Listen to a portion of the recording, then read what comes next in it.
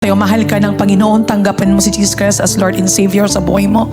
Bibigyan ka niya ng tagumpay sa buhay mo. Dahil doon sa word na lumabas sa bibig niya, dahil sa power ng word of God na narinig mo, nagkaroon ka ng faith. Saan lang gagaling? Anong source ng faith? Napaka-moderno ng ating teknolohiya. May AI na po. May AI, Google. Marami na po na pwede tayo maging source ng ating mga panggagalingan. Pero the best source pa rin is the word of God. Ang pinaka-source pa rin na dapat nating panggalingan ng ating hope, ng ating faith is the Word of God. Mismo Biblia, iba pa rin po yung moderno. Yes, may cellphone tayo, nandyan na po ang Bible.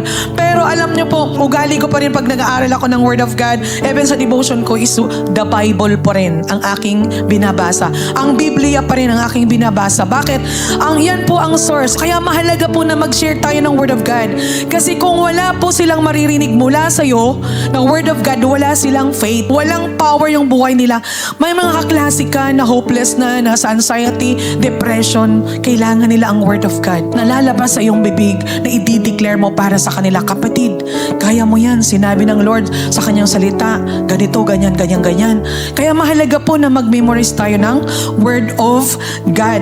So yun po yung mga nais ng Panginoong Diyos. Dito po sa number 1, the foundation of faith. Number 2 is key aspects of declaring faith. Ito po yung mga aspeto na pagdideklara po natin na may pananampalata. Letter A, speaking to mountains.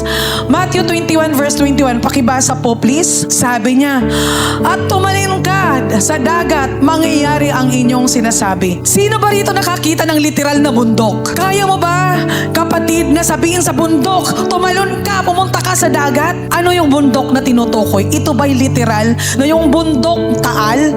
Bundok ng Mount Mayon Apo? Hindi.